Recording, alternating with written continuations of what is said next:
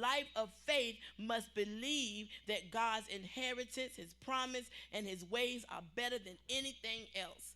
But then God comes along and offers a world rejecting life that resists and a spirit of age. He rescues us from our servitude and offers a narrow path to us to walk on.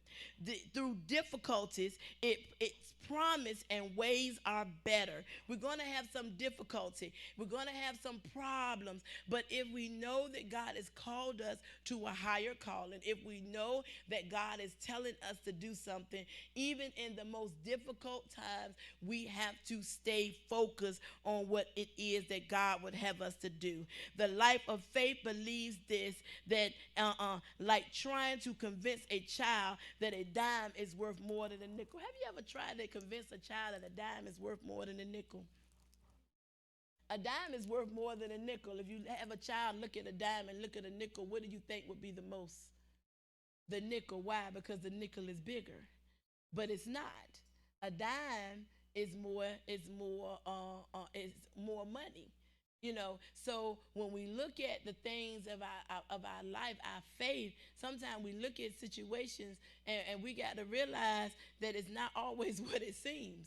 It's not always what it seems. It's not always what it looks like. And you think about that, and I remember as a child thinking that a nickel was more than a dime. And simply because if you feel a nickel, it's heavier.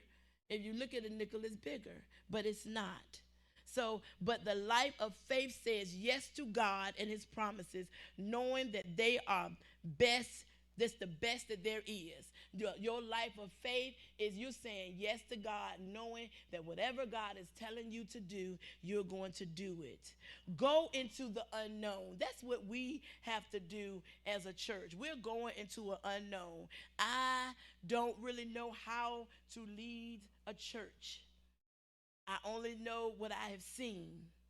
And some things that maybe I've seen may not be the best thing for me to do, because I cannot lead and I cannot rule the way that my father ruled and the way that my father led. So I have to lead the way that God is calling me to lead. So we're going to go into the unknown. You must go into the unknown. The word says he went out not knowing where he was going. You see, Abraham had a promise, but not a full picture of what he received and how he received it. We don't know what we're going to receive. We don't know what is in store for us, but we're going to have to continue to pray. We're going to have to continue to lift one another up. We're going to have to continue to encourage one another. We're going to have to forsake not the assembling of ourselves together, that when we come together, we're going to have to come in with a mind to magnify and glorify the name of the Lord, that whatever it is that you might be going through, when you walk, before you walked in the door, you come in knowing that I'm going to lift up the name of the Lord today,